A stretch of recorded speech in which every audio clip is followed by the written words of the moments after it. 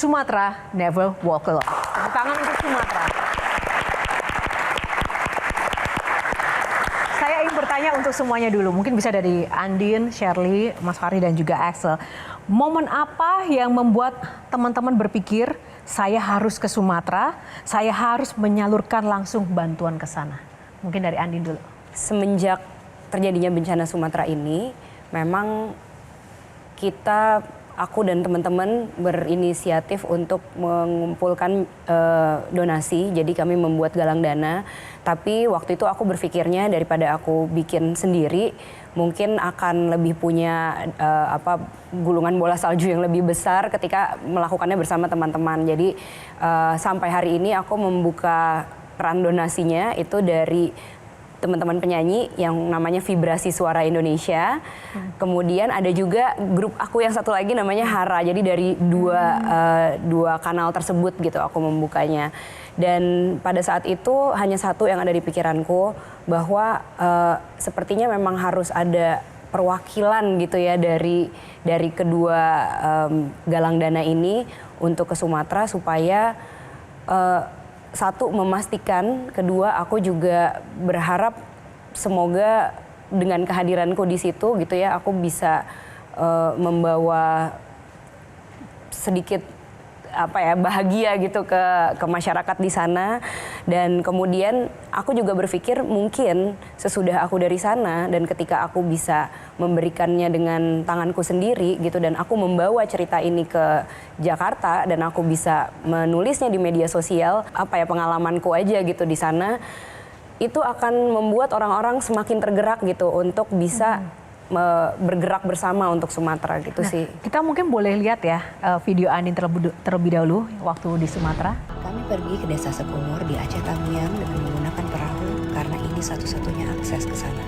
Desa ini termasuk daerah yang terisolir karena akses darat terputus sama sekali. Bayangin ya, selama 13 hari terakhir tanpa listrik, bisa bayangkan malam itu segelap apa.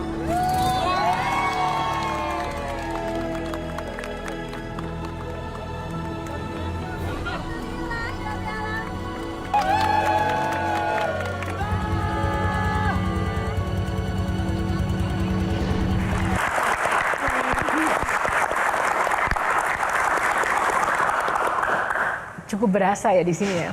Apa yang Andi rasakan waktu di sana? Ketika langsung datang bertemu dengan mereka. Aku jujur speechless sih. Karena apa yang aku lihat di sosial media ternyata benar dan bahkan lebih parah dari yang aku bayangkan lah gitu kondisinya pada saat itu gitu ya. Waktu itu kita berencana untuk ke Aceh Tamiang kotanya. Tapi kemudian akhirnya di tengah jalan kita mencoba untuk datang ke daerah lain karena katanya daerah ini memang belum mendapatkan bantuan sama sekali gitu. Maka kita waktu itu ke Desa Babo, dan di sana begitu kita datang, mereka tuh bener-bener padahal waktu itu sebenarnya aku tuh belum banyak membawa bantuan karena niatnya memang karena itu masih ibaratnya membuka jalur baru gitu ya. Kita justru kepengen tahu mereka tuh butuhnya apa, sehingga tim yang di Medan bisa beli, kemudian bisa langsung dikirim besokan paginya gitu. Jadi kita pengen tahu dulu nih, jadi bawa bantuan seadanya, kemudian kita pengen tahu apa yang mereka butuhkan. Tapi bahkan kita tuh belum membawa apa yang mereka butuhkan, mereka tuh udah menyambut dengan wah gitu, rasanya seperti aku kalau cerita selalu merinding karena di malamnya Fahri sempat berkontakan dengan orang-orang di sana. Mereka bilang, "Bang, kalau bisa datangkanlah public figure ke sini gitu supaya kami lupa bahwa rumah kami hanyut." Dia bilang gitu. Nggak sengaja, sebenarnya tidak direncanakan juga, kok ya kita putar arah gitu ke desa tersebut gitu. Jadi begitu akhirnya kami datang, itu mereka bener-bener wah seneng banget, dan aku tuh kan ketemu sama banyak sekali keluarga di sana. Terutama para ibu. Aku tahu bahwa sebagai ibu, aku tahu bahwa ibu itu adalah garda terdepannya sebuah keluarga gitu. Yang kalau rumahnya masih ada, dia tuh akan jagain rumahnya gitu. Gimana caranya supaya rumah ini tetap hangat, makanannya tetap ada, anaknya bisa tidur nyenyak, suaminya bisa pergi kerja dengan baik gitu. Nah ini ketika rumahnya nggak ada, dia kan tetap harus menjadi garda gitu kan. Jadi yang aku lakukan ketika aku nyampe ke Babo itu aku pelukin satu-satu ibunya. Aku biarkan diriku untuk menjadi telinga untuk mereka. Jadi mereka mau curhat apa aja ke aku terima gitu. Aku memang udah nyiapin mental untuk itu, nyiapin hati supaya mereka aku bisa jadi bejananya mereka lah gitu untuk bisa meluapkan emosinya mereka gitu, dan itu yang terjadi pada saat itu. Selain aku memang bernyanyi bersama anak-anak di sana. Iya, dan katanya juga ada lagu yang dinyanyikan di campaign tentang HARA ya. Mungkin bisa diperdengarkan untuk kita semua. Oke. Jadi kalau tadi aku cerita, jadi sebenarnya untuk galang dana selain bersama Visi Vibrasi Suara Indonesia, aku galang dana bersama HARA. Jadi HARA itu isinya tuh ada aku, ada Rosa, Titi DJ, Meli Guslau, Syahrini, Krisdayanti, dan ini diinisiasi oleh Rinaldi Yunardi. Setiap orang-orang yang ada di HARA ini, kita tuh mewakili elemen-elemen yang ada di bumi. Sebelum aku nyanyiin lagunya. Jadi elemen-elemen tuh ada tanah, angin, api, air, logam, dan juga ibu buminya sendiri gitu. Elemen-elemen ciptaan Tuhan ini yang bersatu menjadi ibu bumi, itu ketika manusia menggunakan dengan bijaksana, dengan welas asih, dengan cinta, maka elemen ini akan selalu bisa bersinergi dengan manusia gitu, akan selalu mengayomi manusia. Tapi ketika manusia kemudian tidak bijaksana dalam kehidupannya, maka elemen-elemen ini mungkin banget untuk datang sebagai bencana. Bersamalah mengabdi pada Yang Maha Cipta, mengasuh manusia yang punya hati. Kita ada di kehidupannya, dan Tuhan pun menciptakan kepandaian padanya. Kekuatan kami dalam karya seni dunia. Aduh maaf, nyanyinya mau nangis.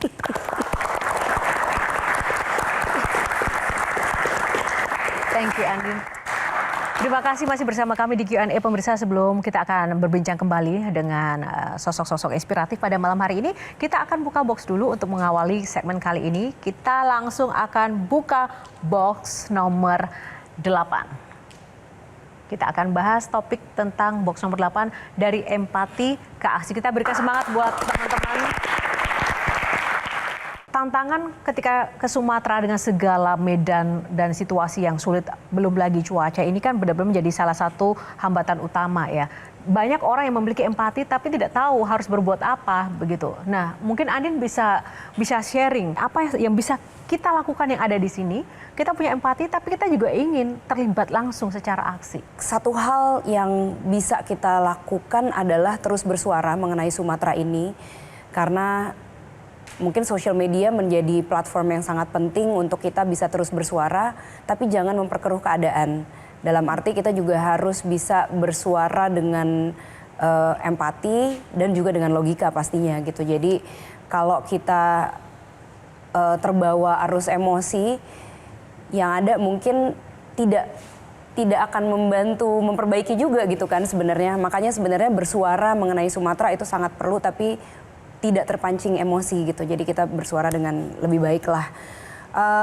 Dan kalau nanti teman-teman yang lain punya kesempatan untuk ke sana, menurutku juga silahkan banget gitu. Kenapa? Karena kita ini bukan lagi rebutan ingin ke sana gitu sebenarnya. Karena dan tidak ada waktu yang kayak nanti udah terlambat untuk ke sana gitu. Karena aku yakin ini tuh bukan pekerjaan yang nanti kalau misalnya bulan Januari, Februari terus nggak ke sana terus gimana gitu ya. Karena ini pekerjaan yang akan memakan waktu tahunan. Ketika ada situasi bencana, kadang kita fokus ketika saat kejadian. Setelah pasca kejadian, betul, saudara-saudara kita terlupakan. Iya. Bagaimana seorang Andin sendiri memiliki sebuah upaya untuk bisa merawat terus kepedulian, empati yang ada ini sampai kapanpun, khususnya ini tentang Sumatera. Iya, makanya tadi aku bilang sebenarnya jangan berpikir bahwa ini sebulan 2 bulan lagi sudah terlambat gitu. Bahkan mungkin sampai 5 tahun pun mereka masih terus menata. Dan kita jangan ninggalin mereka sampai nanti-nanti itu gitu. Kita harus terus melihat, memantau, taking care gitu ya. Ada bayangan apa ya di dalam benak Andin untuk bisa menjaga dan merawat itu? Iya, jadi yang pertama kalau buatku ketika kita sekarang udah balik nih ke Jakarta gitu ya, pasti kan aku juga dengan tim Kita Bisa, dengan para teman-teman relawan lainnya gitu, kita memikirkan kira-kira nanti ke depannya nih apalagi nih gitu. Dalam beberapa bulan ini, yang pasti misalnya mereka saat ini rumahnya udah nggak ada, nggak mungkin mereka di tenda sampai nanti-nanti. Apa yang mereka butuhkan untuk jangka menengah deh, nggak usah jangka panjang dulu gitu. Huntara misalnya, hunian sementara yang bisa kita bangun. Nah ini kan juga adalah kayak rencana-rencana yang bisa direalisasikan dalam beberapa bulan ke depan, masih jadinya di tahun depan misalnya. Rencana-rencana seperti trauma healing. Trauma healing itu bukan sekedar menghibur, bukan sekedar iya anak-anak sudah tertawa, traumanya sudah hilang gitu, bukan seperti itu gitu. Pendampingan psikis dan psikologis itu butuh tahunan. Mungkin sekarang rasa trauma mereka semenjak tsunami juga belum benar-benar healed gitu, tapi sudah diterpa lagi. Nah ini kan menjadi PR kita bersama gitu. Luar biasa, Andin. Terima kasih, Sherly. Andin, ada pesan untuk pemirsa dan kita semua yang ada di sini? Mari yuk kita bareng-bareng semuanya untuk kita terus menyuarakan mengenai Sumatera ini, karena teman-teman saudara-saudara kita di Sumatera itu masih memerlukan bantuan kita semua, masih memerlukan perhatian kita semua, dan yang pasti aku ke depannya kita semua berharap kita bisa berkolaborasi benar-benar dengan hati yang pure, dengan hati yang penuh, karena tujuannya memang hanya satu. Tujuannya adalah supaya negara kita selamat, rakyat kita selamat, bumi kita selamat, lingkungan kita selamat, kita semua sama-sama selamat gitu. Jadi udah bukan kepentingan siapa-siapa lagi, tapi kepentingan kita semua. Karena kita nggak punya negara lain, kita nggak punya planet lain. Jadi yang bisa kita lakukan sebenarnya semuanya adalah ya gandengan tangan. Kita sama-sama berkolaborasi dan sama-sama bersinergi. Sekali lagi terima kasih Andin, Sherly, Mas Fahri dan juga Axel untuk sharingnya.